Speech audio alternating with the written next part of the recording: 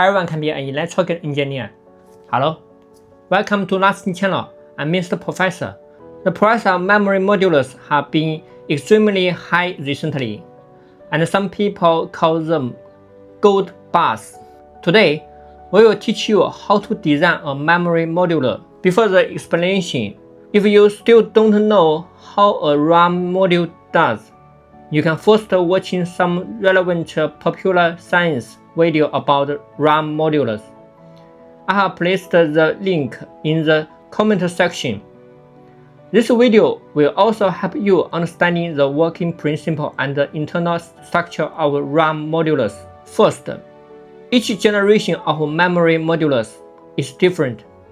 Today, we will explain the design of third generation DDR5 memory module. This is a picture of DDR5 third generation server memory module. At the bottom is a row of interface resembling gold fingers. The gold fingers on the memory module are directly connected to the CPU through a slot. The gold fingers have many pins, which are respectively connected to the memory die chip, RCD chip, SPD chip, and the PMIC chip above. Memory chips are used to read and write data. The RCD chip is used to manage comments from the CPU and distribute some clock signal to memory chips. Generally, only server memory modules requires this chip, while home desktop computers may need the CKD chip, which has a similar function. The SPD chip records and manages the information, working status, and the temperature of the memory itself. TS chip is a temperature sensor. PMIC is a power management integrated circuit that generates multiple voltage to power the above chips. Today, we will explain through a demo of a third generation DDR5 memory module. First, it should be noted that this memory module is just designed for servers. It cannot be used in consumer desktop PCs due to different architecture.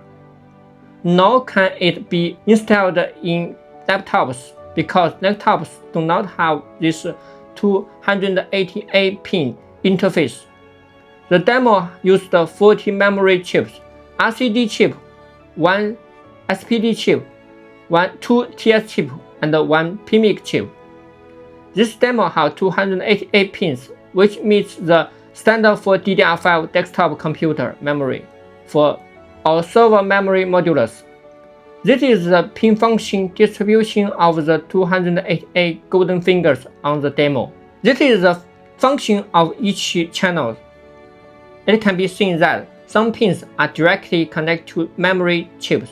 Some pins are directly connected to the other chip. And it can also be seen that 154 of them are unused vacant pins. You may wonder how the signal on the golden fingers are connected to the corresponding 40 memory chip particles and how many pins are shared.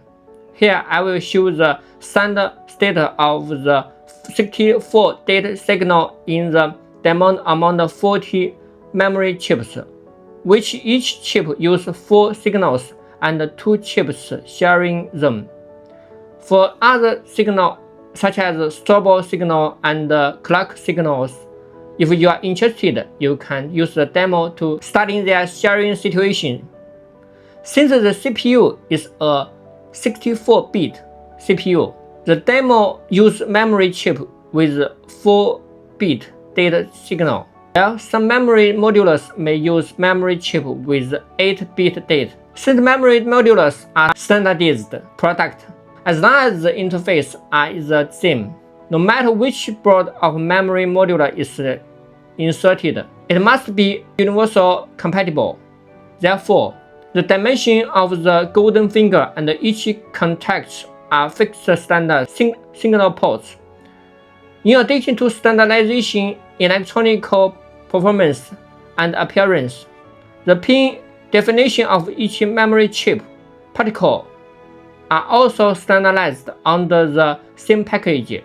Therefore, as long as you learn the design of a memory module from the one brand, you will understand all memory modules. To summarize, if you want to design a memory module, for example, a 128 GB DDR5 server memory module for the fourth generation of servers. Step 1. Obtain the standard document from the JEDEC Association and design the structure dimension. Step 2.